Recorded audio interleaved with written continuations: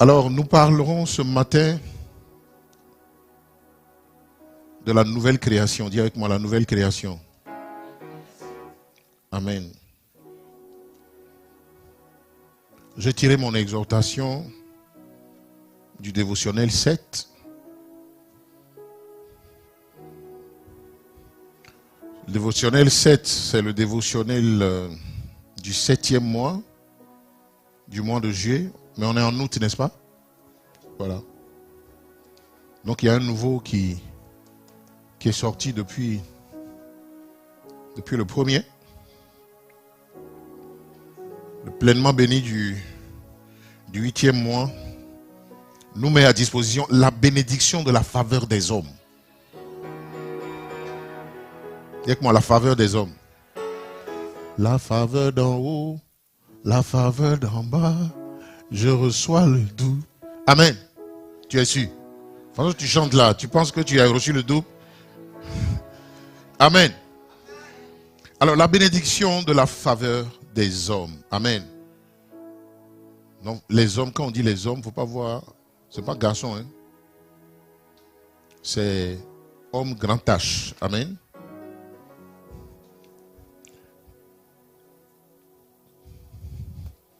Cette bénédiction est dans Deutéronome chapitre 28, le verset 10. Elle dit ceci: tous les peuples verront que tu es appelé du nom de l'Éternel. Et ils te craindront. Dis amen. En fait, ce n'est pas toi qui vont craindre, c'est le nom dont tu es appelé là. C'est ce qui va faire la crainte. C'est ce qui va créer la crainte. Alléluia. Et cette crainte, ce n'est pas la peur. La peur, c'est pour tes ennemis. Alléluia. La crainte ici sous-entend le respect, l'estime, la considération. Quelqu'un dit amen? L'honneur. Que cela soit ton partage au nom de Jésus. Que partout où tu vas, à cause de ce que le nom de l'Éternel se fera voir sur ta vie, qu'on te craigne. Quelqu'un dit amen. Que dans ta famille, on te craigne. Vous savez, on finira par te craindre à cause des grandes œuvres, des bonnes œuvres, des excellentes œuvres que le Seigneur a préparées pour toi. Quelqu'un dit amen. Quand tu commenceras à manifester ces œuvres-là, inévitablement, ta vie suscitera la crainte, le respect, la considération pour ton Dieu et toi. Quelqu'un dit amen. Les gens te verront et reconnaîtront que tu es de Dieu. Quelqu'un dit amen. On te verra et on saura que tu adores le véritable Dieu. Partout où tu vas, les portes s'ouvrent devant toi.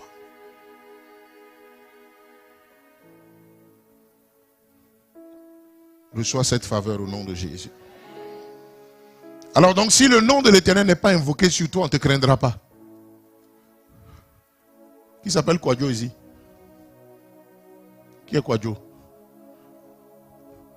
Tu es Madame Kwadjo ou bien tu es né Kwadjo?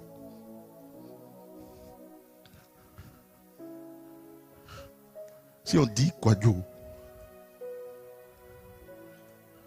il y a beaucoup de Kwadjo en Côte d'Ivoire. Amen. Le tiers des Baoulés s'appelle Kwadjo. L'autre tiers s'appelle Kwaku. L'autre tiers s'appelle Kwasi, Kona, Kofi. C'est les 5 grands noms des Baoulés en Côte d'Ivoire. Quelqu'un dit amen? Donc déjà que ce nom-là est porté par beaucoup de personnes. Mais à quel moment on commence à craindre le nom? C'est-à-dire quand derrière le nom il y a une histoire. Dis amen. Là, quand on dit là, on dit ah. En Côte d'Ivoire, si on dit Oufoué, tu vois, c'est pas un nom seulement. C'est something else. Tu comprends, non? Non, tu n'as pas compris. C'est-à-dire c'est quelque chose d'autre. Quand on dit le nom, tu vas aller voir derrière le nom, il y a une renommée, il y a une réputation, il y a une histoire, il y a une notoriété. Quelqu'un dit amen? Quand on dit le nom de l'Éternel, C'est-à-dire, on t'a appelé du nom de l'Éternel. Hey! Ça veut dire, celui dont tu es le fils, celui dont tu es l'enfant, il s'appelle l'Éternel. Alléluia.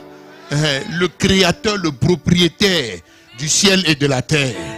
Le maître de tout l'univers. Quelqu'un dit Amen. Quand dit le nom de Jésus est invoqué sur toi. C'est pas Jésus pour dire Jésus. C'est qui il est. Quelqu'un dit Amen.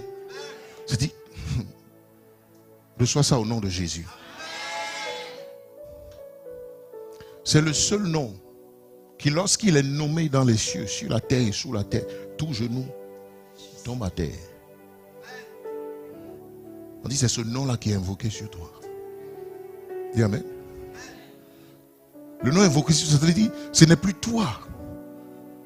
Non, c'est le poids qui est derrière le nom là. C'est ce qui devient ton héritage. Il y a des endroits où vous arrivez, quand tu portes le nom de quelqu'un, quand tu as ouvert ta bouche, on dit, tu t'appelles comme un peu, tu dis, je suis le fils des temps. On dit, entrez. Dis Amen.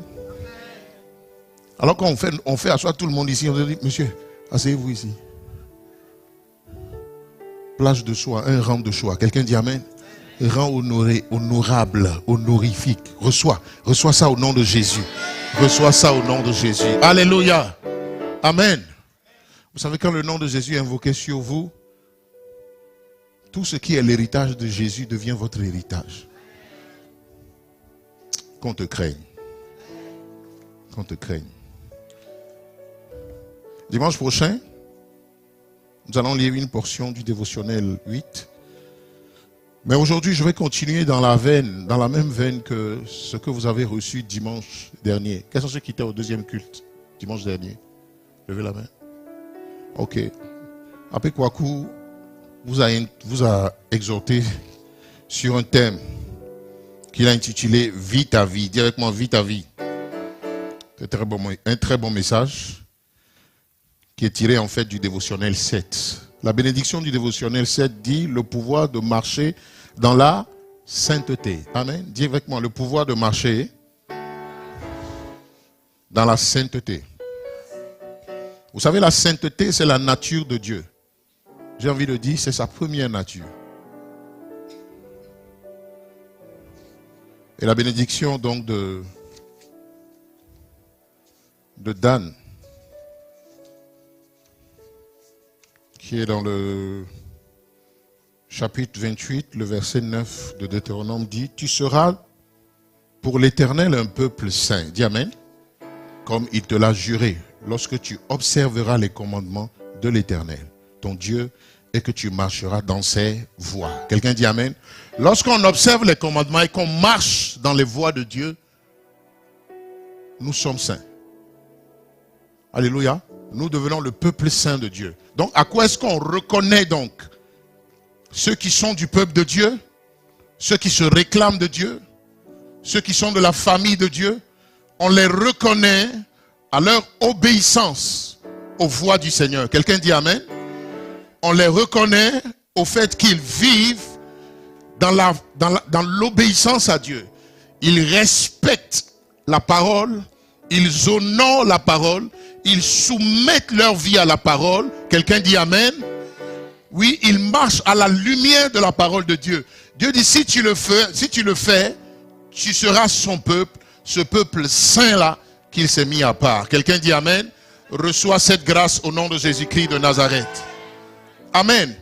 Donc dans le dévotionnel 7, nous recevons les clés pour vivre une vie d'obéissance totale à Dieu.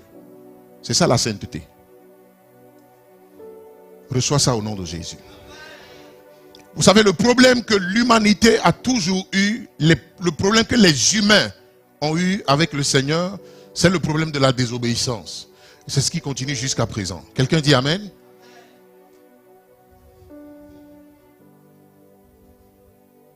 Le premier Adam, au commencement, a désobéi. Quelqu'un dit Amen. Il a désobéi à la loi de Dieu. Il a désobéi au commandement du Seigneur. Il a fait ce que Dieu lui avait dit de ne pas faire.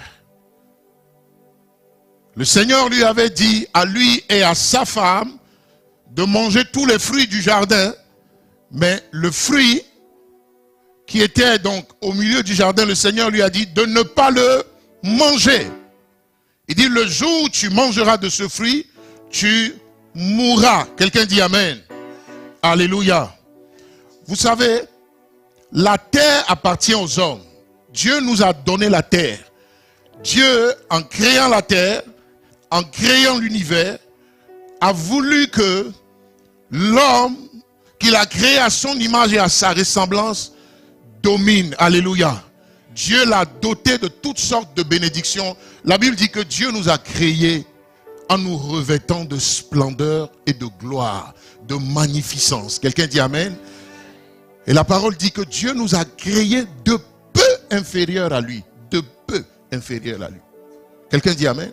Alors Adam donc était revêtu de cette gloire de Dieu. Il était revêtu de cette splendeur de Dieu. Il avait ce privilège de vivre en Éden et d'être dans la présence glorieuse du Seigneur. Éden qui s'appelait, Éden veut dire le lieu de délice. Alléluia.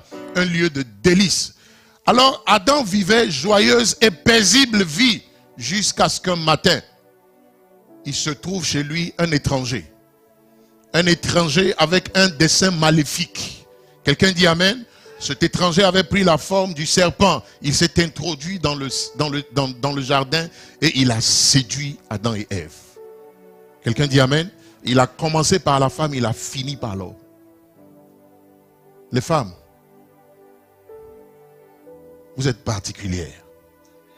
Vous êtes bénies de Dieu. Alléluia. Le monde dit ce que femme veut, Dieu veut. C'est pas vrai. C'est pas vrai. Amen. Mais ça ressemble à ça. Parce que la femme là, Dieu l'a dotée d'un grand pouvoir.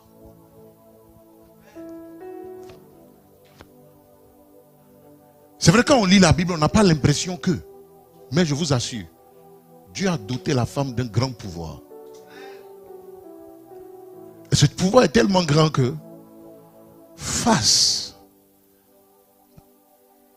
à sa femme, Adam n'a pas pu dire non à ce qu'il sait être une désobéissance à Dieu. Adam n'a pas pu dire non. Parce que sa femme est tombée sous le charme et la séduction du serpent. Alléluia. Elle est arrivée à son tour à séduire son mari. Les femmes, vous avez le pouvoir de la séduction. Si seulement vous pouviez bien l'utiliser, le monde irait mieux. Quelqu'un dit Amen. Dis Amen. Alléluia. Au point où Paul dit, vous pouvez même amener vos maris à la conversion sans parler. Tu ne parles pas. Tu le regardes seulement. Et puis tu fais ce que Dieu dit de faire. Et dit ton mari va se convertir. Même si tu ne parles pas. Dis hey.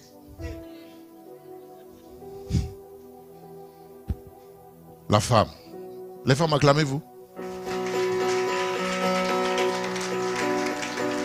Quand Adam tombe dans le piège, donc Satan lui a tendu à partir de sa femme, la Bible dit, dans Romains le chapitre 3, le verset 23, que la gloire, à partir de ce moment, a quitté l'homme. Car tous ont péché et sont privés de la gloire de Dieu. Quelqu'un dit Amen? Et je disais que la gloire de Dieu, c'est tout ce que Dieu est. Vous ne pouvez pas avoir vu Dieu sans voir sa gloire.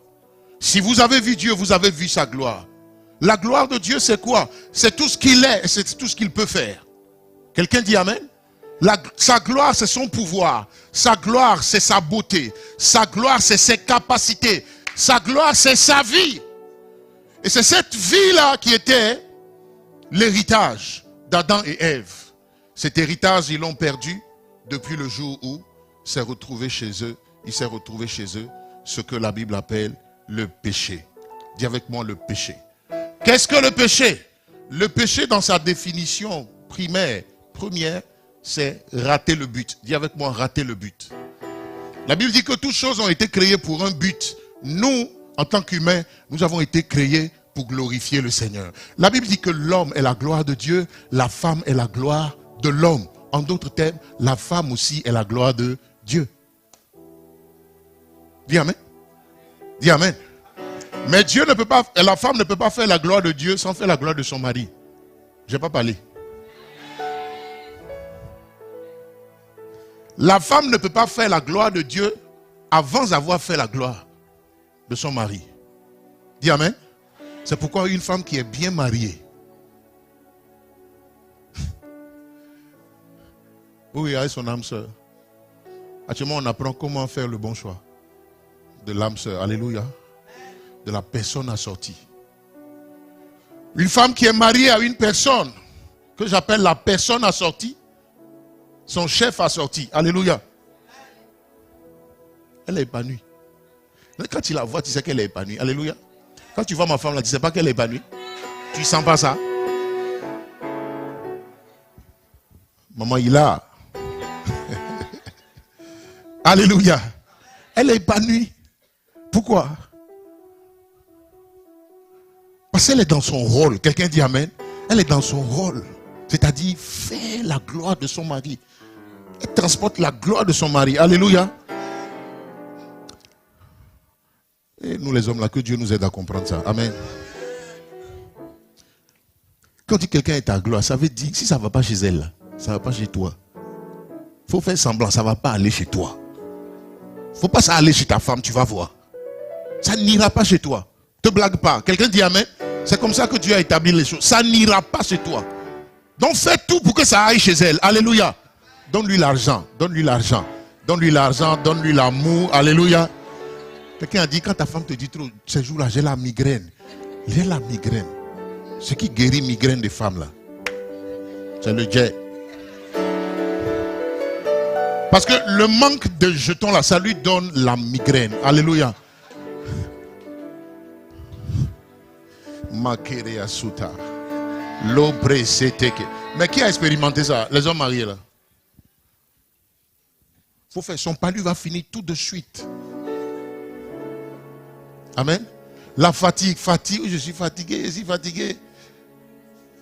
La fatigue. La fatigue a ça son médicament. Alléluia. Médicament.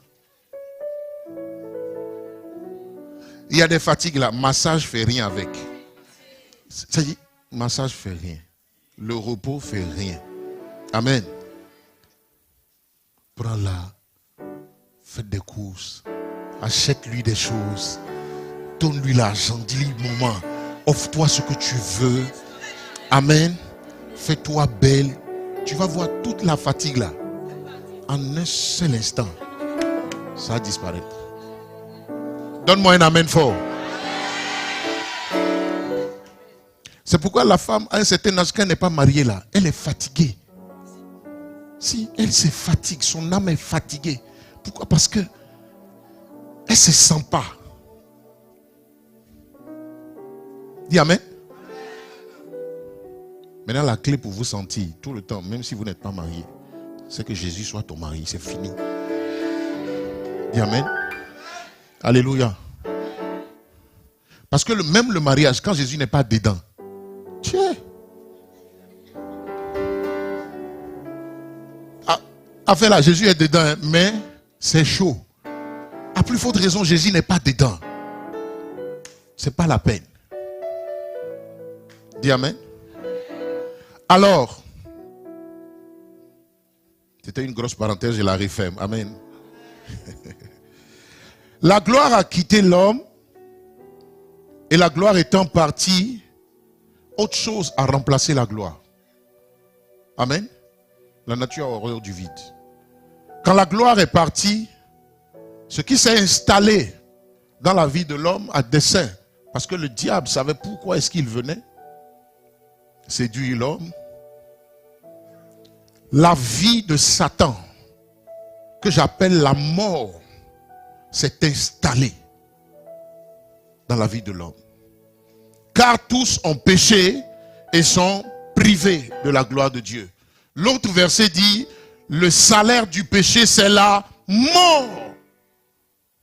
Et la mort ici n'est pas la cessation de la vie physique. La mort ici, c'est être coupé de la source de vie à laquelle Adam et Ève étaient connectés, c'est-à-dire à Dieu. Notre vie, c'est Dieu. Nous sommes sortis de lui. Quelqu'un dit Amen. Alors, sans Dieu dans ta vie, en réalité, tu n'es pas en train de vivre, tu es mort. Une vie sans Christ, c'est la mort, ce n'est pas une vie. La Bible dit, celui qui a le Fils de Dieu a la vie. Celui qui n'a pas le Fils de Dieu n'a pas la vie. Si vous n'avez pas la vie, vous avez quoi? Vous avez la mort. Car tous ont péché et sont privés de la gloire de Dieu. Quelqu'un dit Amen. Quelqu'un dit Amen. Depuis ce moment, la mort a pris le contrôle, la mort a régné, la mort a soumis l'être humain à son règne. Quelqu'un dit Amen. Et vous savez, là où la mort règne, il y a la dépression, il y a des maladies, il y a la méchanceté, il y a la maladie. Alléluia. Il y a des meurtres, il y a des querelles, il y a la jalousie, il y a l'impudicité, il y a l'adultère. Il y a toutes sortes de choses mauvaises que vous pouvez imaginer lorsque la mort a pris le contrôle. Quelqu'un dit Amen. Mais je vois la vie prendre le contrôle. Alléluia. Dans ta vie ce matin au nom de Jésus. Donne-moi un Amen bien.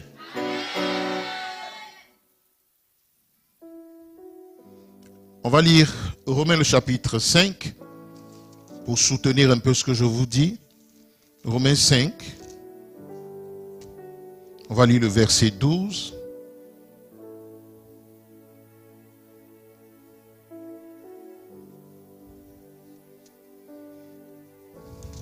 Je veux un lecteur.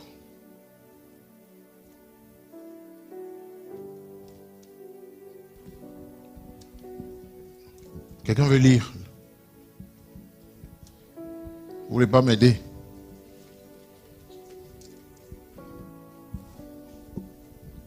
C'est pourquoi, comme par un seul homme, le péché est entré dans le monde, et par le péché la mort, et qu'ainsi la mort s'est étendue sur tous les hommes, parce que tous ont péché. C'est ça? C'est tout? Parce que tous ont péché. Qu'est-ce que le passage est en train de nous dire? Le passage est juste en train de soutenir ce que je viens de dire. Quelqu'un dit Amen? Mais l'élément qui est important que je veux relever là-dedans, c'est que la mort qui a atteint Adam par sa désobéissance, qui est devenue donc sa vie à lui et à ses descendants, nous a été communiquée en héritage, nous a été donnée en héritage. Le passage dit, si par l'offense, c'est ça? Non. Ok, c'est au blanc, c'est là. C'est pourquoi, comme par un seul homme, le péché est entré où? Dans le monde. Et par le péché, la mort. Donc, lorsque le péché est entré, le but, en réalité, c'est de faire entrer après lui la mort. Quelqu'un dit Amen? Lorsque le péché commence à frapper à votre porte, sachez que celui qui l'a envoyé là, il s'appelle la mort. La mort se fait toujours précéder par le péché. Alors, lorsque le péché commence à vous solliciter, sachez que la mort vous guette. Sachez que la mort est à la porte. Sachez que la mort n'est pas loin. Quelqu'un dit Amen. Lorsque l'adultère commence à guetter ton foyer, sache que ce qu'on appelle la mort là, il arrive.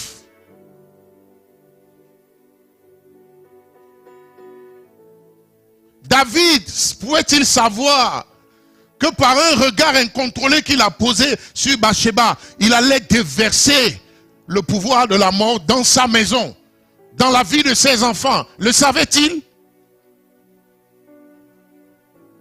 Faites attention quand le péché vous sollicite. Si, soyez vigilants. Derrière un mensonge peut se cacher un grand projet du diable. Un simple mensonge. Dis Amen. derrière une colère que tu ne digères pas depuis, peut se cacher un projet de ruine, ruiner ta vie, ruiner ta santé, ruiner tes enfants, derrière une amertume que tu n'arrives pas à évacuer, que tu n'arrives pas à digérer. La Bible dit que le soleil ne se couche pas sur votre colère, de peur de donner accès au diable. Tu vas me dire, qu'est-ce que le diable a à voir avec la colère? Le diable mange la colère. Le diable mange tous ceux qui sont en colère. Vous savez, depuis Genèse, Dieu a donné le pouvoir au serpent de manger la poussière. Et il a dit à l'homme, tu es poussière et tu retourneras à la poussière. Il a dit au serpent, à cause de ce que tu as fait, tu vas ramper. Désormais, tu ramperas sur le sol et tu mangeras la poussière. Quelqu'un dit amen? Vous êtes d'accord avec moi que le serpent ne mange pas la poussière? Le serpent mange les rats. Il mange, en tout cas, le serpent sa nourriture, mais ce n'est pas la poussière. Mais Dieu était en train de dire que désormais, tous ceux qui sont charnels, nés de femmes et d'hommes, seront la nourriture de Satan. L'Éternel dit au serpent, puisque tu as fait cela, tu seras maudit entre tout le bétail. Dis amen. Donc le serpent faisait partie du bétail. Vous avez dit qu'il avait des pieds. Amen. Parce que le bétail, c'est des mammifères qui ont 4 pattes. Donc Satan, il avait des pieds. Donc depuis qu'il a péché là, du bétail, il est devenu quelqu'un dit estropié. Amen. Il dit, tu vas ramper et tu mangeras la poussière. Donc, à partir du moment où Dieu a libéré la malédiction, tous les hommes sont tombés sous le pouvoir de Satan. Oui. Pourquoi tu n'as pas Jésus? Le diable peut te manger à tout moment. Tu fais partie de ça. C'est son garde-manger. Reste tranquille. Ce n'est pas un souci. Il y a des gens qui gardent au frais, c'est pour les manger au temps convenable. C'est parce qu'il ne peut pas te manger. Si tu es charnel, tôt ou tard, le diable va te manger. Alléluia. Pourquoi si tu es chrétien, sois bien chrétien. Convertis-toi. Quitte la chair et ses œuvres. Sinon un matin, tu seras le prochain à être mangé. Dis amen. Oui. Oui. C'est pourquoi la sorcellerie te moyen, tu es en Jésus, on ne sait pas que tu es malade tout le temps. Tu es à l'hôpital. Tu dépenses ton argent. Tu travailles, on ne voit pas. Qu'est-ce que tu fais? Satan a sa main quelque part sur ta vie. Alléluia. Oui.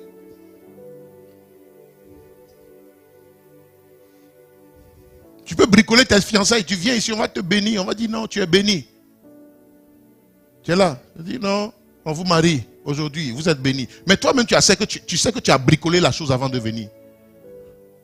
Dis amen. Oui, tu as bricolé le mariage jusqu'à tu es arrivé. Tu as menti à tout le monde. Est-ce que tu sais que Satan est déjà là? Il t'attend. Il t'attend. Vous allez vous marier 5 ans, pas d'enfant. 10 ans, pas d'enfant. Vous allez vous marier. Enfant vient, il souffle dessus. La grossesse passe. Sans compter que ton mari est dehors tout le temps. Il te trompe avec d'autres femmes. Toi, mais quand tu es trop fâché, tu le trompes aussi. Et puis vous êtes là. Amen. On n'a qu'à se tromper. Ce que tu fais là, je peux faire aussi. Dieu n'est plus là.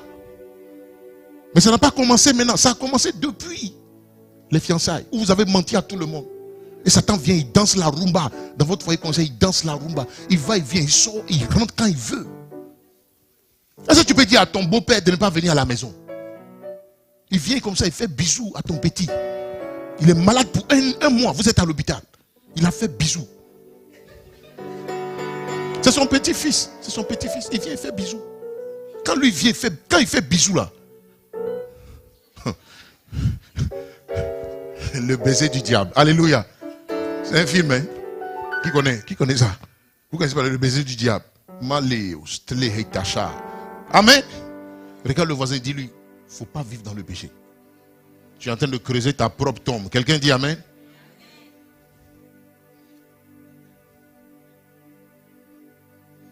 C'est pourquoi comme par un seul homme, le péché est entré dans le monde et par le péché la mort, et qu'ainsi la mort s'est étendue à tous les hommes.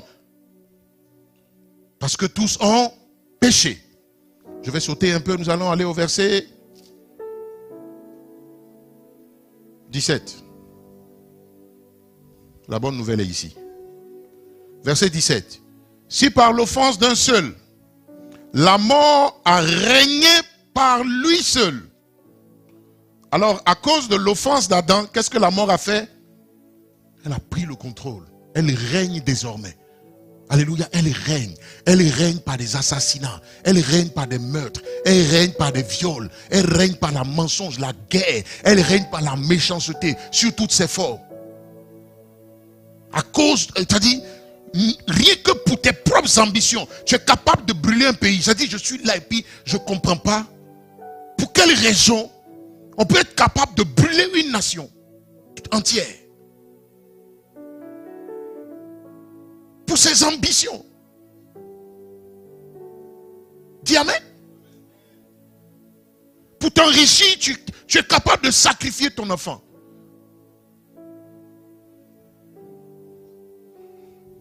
J'étais là récemment et puis... Bref, je ne vais pas dire, on est en ligne.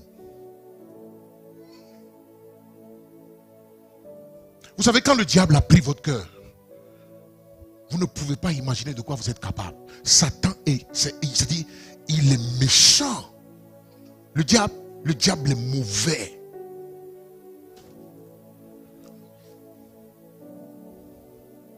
Imagine la pire des mauvais yeux sur la terre. C'est lui qui est derrière. Dis amen. C'est lui qui est derrière. Un bébé de 5 ans violé, c'est Satan qui est derrière. Si.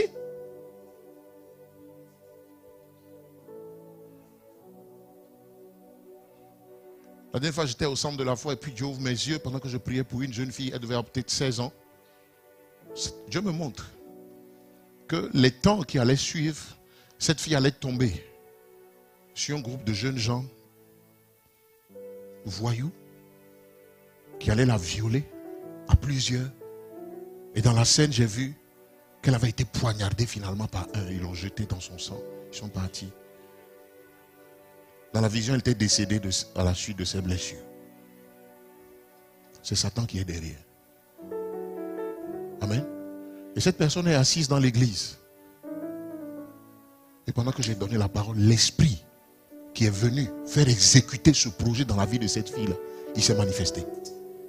Oui. Quelqu'un l'a envoyé avec le programme de la ruine, de la destruction de cette fille. Et le programme était là. Ce n'était qu'une question de temps. Dieu a donné le pouvoir au diable. Tu me dis, mais est-ce que c'est gentil Dieu? Mais en réalité, c'est la conséquence du péché. Il a dit, le jour où tu mourras, le jour où tu pécheras, là, tu vas mourir. Alors quand tu es tombé entre les mains du diable, il faut imaginer tout. C'est pourquoi ce matin, j'ai une bonne nouvelle pour toi. Quelqu'un dit Amen. J'ai une bonne nouvelle pour toi. Dis Amen. Alléluia. Il dit, si par l'offense d'un seul, la mort a régné par lui seul, à plus forte raison, ceux qui reçoivent l'abondance de la grâce et du don de la justice régneront-ils dans la vie par Jésus-Christ, lui seul. Il dit, si la mort a régné à cause du péché d'Adam, il y a quelqu'un qui est venu. Lui, il n'est pas venu avec la mort. Il est venu avec la grâce de Dieu. Quelqu'un dit Amen. Quelqu'un dit Amen. Alléluia. La Bible dit que Dieu étant en Christ a réconcilié le monde avec lui-même en n'imputant plus aux hommes leurs péchés. Et Dieu annonce maintenant que tout homme ait à se convertir. D'ici la mort a régné par Adam, l'abondance de la grâce. Dis amen. Il dit l'abondance de la grâce. L'opportunité de recevoir la grâce abondante de Jésus. Et de recevoir le don de la justice. Pour régner dans ce siècle. Pour régner maintenant. Cette opportunité nous a été donnée dans la personne de Jésus-Christ de Nazareth. C'est pourquoi la Bible dit, si vous avez le Fils, vous avez la vie. Celui qui n'a pas le Fils n'a pas la vie. Dis amen.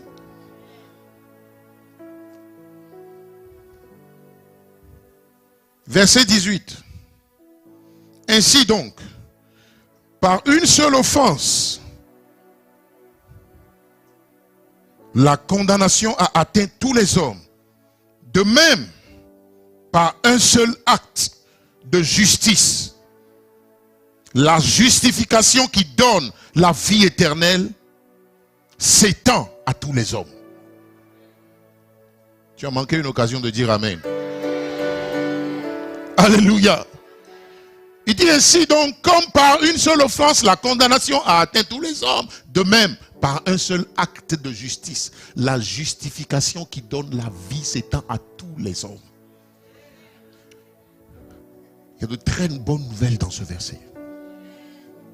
Vous savez, la Bible dit que nous avons été pécheurs, ou nous avons été pécheurs à cause du péché d'Adam.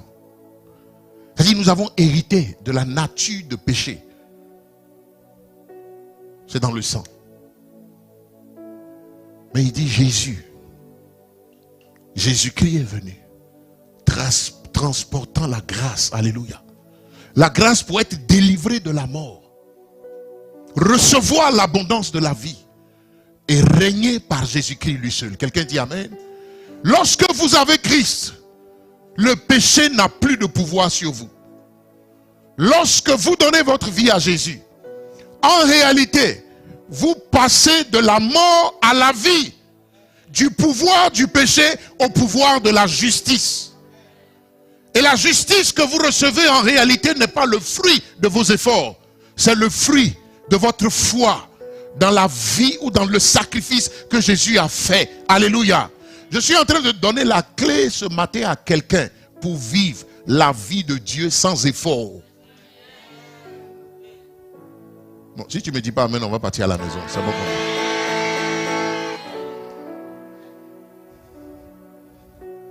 La justice là, qui en réalité est la vie de Dieu, c'est un don. Nous sommes en train de parler du pouvoir que nous avons en Christ de vivre la vie de Dieu.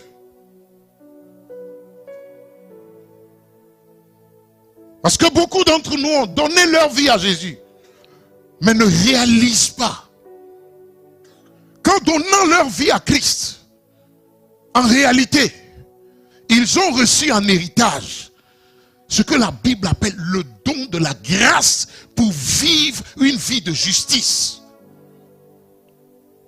Et la Bible dit que cette grâce, elle est abondante en Jésus. Et la vie de justice, c'est quoi? C'est la vie de Dieu. C'est la vie éternelle. Zoé. La vie éternelle n'est pas la vie que nous sommes appelés à vivre dans l'au-delà. C'est-à-dire après notre mort. La vie éternelle, c'est aujourd'hui. Tu ne me crois pas? C'est dans cette vie qui vient en nous par le Saint-Esprit que se trouve l'héritage.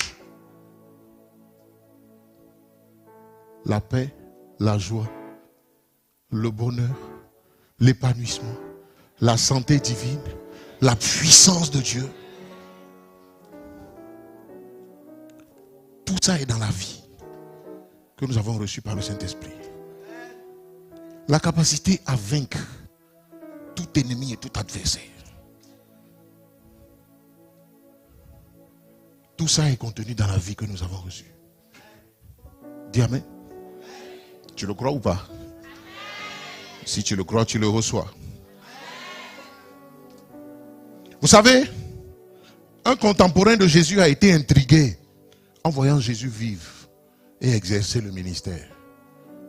Nicodème est venu voir un matin Jésus pour lui dire: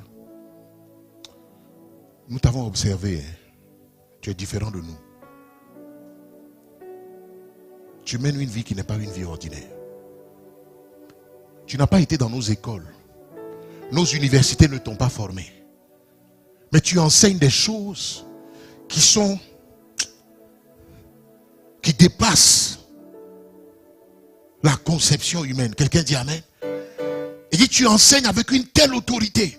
Il y a une telle grâce sur ta vie que je suis venu te demander, c'est quoi ton secret? Il dit: tu vis une vie qui n'est pas commune. Il dit: je sais, nous savons que tu es un docteur venu de Dieu. Tu n'es pas un docteur qui est sorti de nos universités. Parce que le message que tu prêches et le ministère que tu exerces est totalement différent du nôtre. C'est quoi ton secret? Et ce jour-là, Jésus a dévoilé un secret que nous pouvons appeler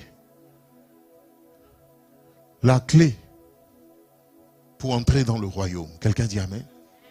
Alléluia. Dans Jean le chapitre 3, je vais le lire, je vais atterrir. Jean 3. Du verset 3 au verset 7. Henda sibrehendo staha shadebada karabasoto boroke. Jean 3. Jésus lui répondit: en vérité, je te le dis, si un homme ne naît de nouveau, il ne peut voir le royaume de Dieu.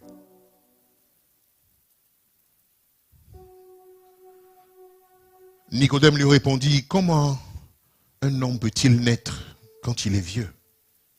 Peut-il entrer dans le sein de sa mère et naître? Ça veut dire que Nicodème ne comprenait pas le langage de Jésus. Amen. Il ne comprenait pas la sagesse qu'il était en train de développer. Il dit: comment est-ce qu'on peut naître de nouveau? On ne peut pas naître deux fois, Jésus. Je suis vieux. Qu'es-tu en train de me dire? Verset 5. Jésus lui répondit: en vérité, je te le dis, si un homme ne naît d'eau et d'esprit, il ne peut entrer dans le royaume de Dieu. Ce qui est né de la chair est chair. Ce qui est né de l'esprit est esprit. Ne t'étonne pas que je t'ai dit: il faut que vous naissiez de nouveau. Jésus était en train de dire à Nicodème: la nouvelle naissance dont je te parle n'est pas une naissance physique. Il dit: ce qui est né de la chair est chair. Mais ce qui est né de l'esprit est esprit. Vous savez, si vous êtes né de Kwadjo, c'est-à-dire si vous êtes le fils de Kwadjo, vous êtes son sang et sa chair. Dis amen. Jésus dit: ce n'est pas de cette naissance que je parle d'une autre naissance. Nicodème dit: il faut expliquer. Il dit: tu dois naître d'esprit et d'eau. Et ça veut dire quoi encore? Jusque-là, il n'a pas encore expliqué comme il faut. Nicodème pousse encore. Vers le verset 16, il va lui dire: Nicodème, en réalité, la nouvelle naissance là commence quand tu crois que Jésus est le Fils de Dieu. Il dit: Dieu a tant aimé le monde qu'il a donné son Fils, afin que quiconque croit en lui ne périsse point, mais qu'il ait la vie éternelle. Pas afin que quiconque vient à l'église ne périsse pas. Pas afin que quiconque ait de vase d'honneur ne périsse pas. Pas afin que quiconque ait de sément ne périsse pas. Il dit: afin que quiconque croit en lui ne périsse pas, mais ait la vie éternelle. Pour vous, Ça peut sembler compréhensible. Mais quand Jésus dit à Nicodème, car Dieu a tant aimé le monde qu'il a donné son fils. Pour un juif, Dieu ne peut pas avoir de fils. Parce que Dieu n'est pas un homme. Ce que Jésus était en train de dire à Nicodème sous-entend que Dieu s'est incarné dans un être humain. Parce que fils ici veut dire sortir de, être de la même essence que. En d'autres termes, Jésus était en train de dire à Nicodème, je suis Dieu, je viens de Dieu, je suis sorti de Dieu. Nicodème dit non. Dieu est trop grand pour devenir un homme. Ou pour s'incarner en un homme. Nicodème dit, c'est pas possible. Pour un juif, ce n'est pas possible. C'est pourquoi la plupart des religions reconnaissent que Jésus est un grand homme, mais qui n'est pas le Fils de Dieu. Pourquoi? Parce que c'est ce qui fait la particularité de la chrétienté. La chrétienté, c'est Dieu en toi.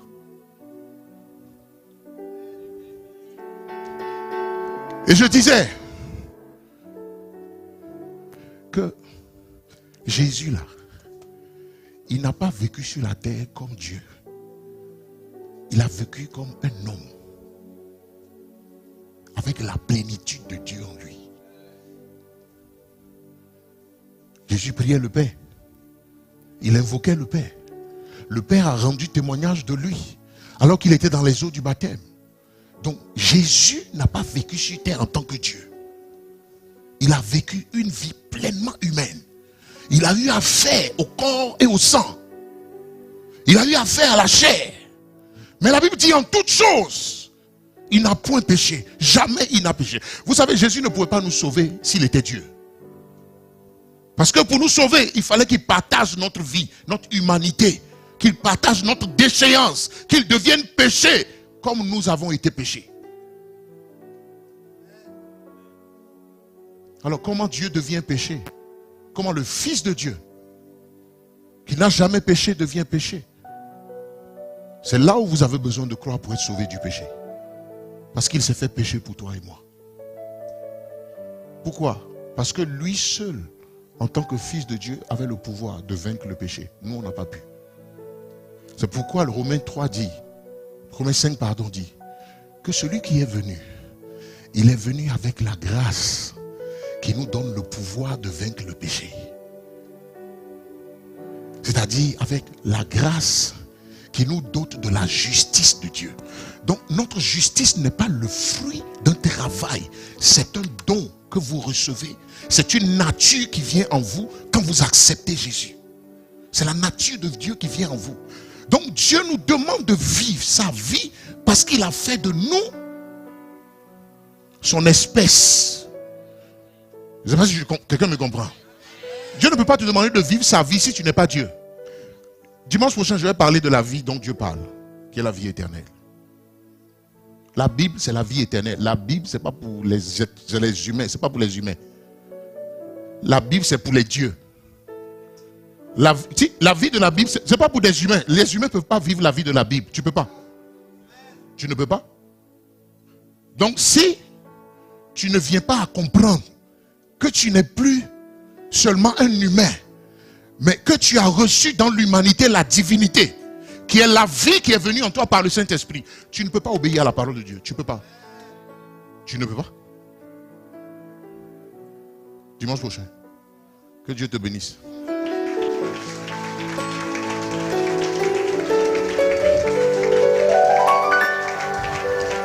Quelqu'un dit Amen? Oui. Parce que l'humanité veut haïr quand on l'a offensé. Dieu dit ne pas haïr. Comment tu trouves cette force-là? Où ça sécurité où? Tu veux haïr ton mari quand il t'a trompé. Tu veux même lui faire du mal. Mais Dieu dit il faut lui pardonner. Il dit aimez vos ennemis. C'est où on fait ça? C'est pas sur la terre ici. Non, c'est pas là sur la terre. C'est dans un royaume que Jésus a transporté avec lequel il est venu.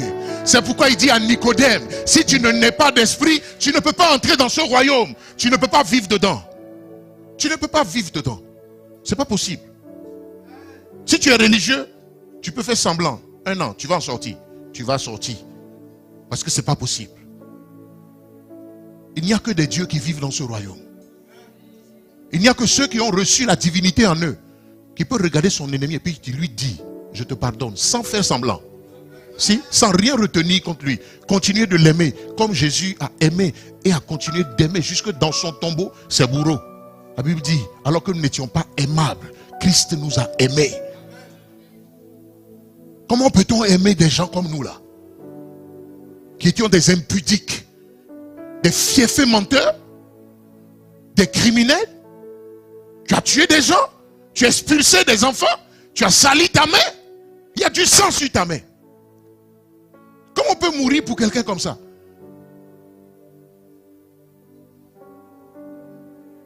Ce n'est pas l'amour des hommes, c'est l'amour de Dieu. Quelqu'un dit Amen. Et c'est de cet amour-là que Dieu veut que nous aimons les gens. Si vous n'êtes pas né de nouveau, vous ne pouvez aimer personne. Vous ne pouvez pas. C'est pour ça que beaucoup d'entre nous sommes dans l'église. Mais en réalité, on n'a jamais été régénérés. Jamais. Beaucoup de religieux. C'est pourquoi la vie de Dieu semble inaccessible. Ce que la Bible dit semble inaccessible pour beaucoup de personnes. Pourquoi? Ils n'ont pas expérimenté ce dont Jésus parle. Dimanche prochain, nous allons parler de la vie éternelle. On va faire nos offrandes en acclamant le Seigneur pour sa parole.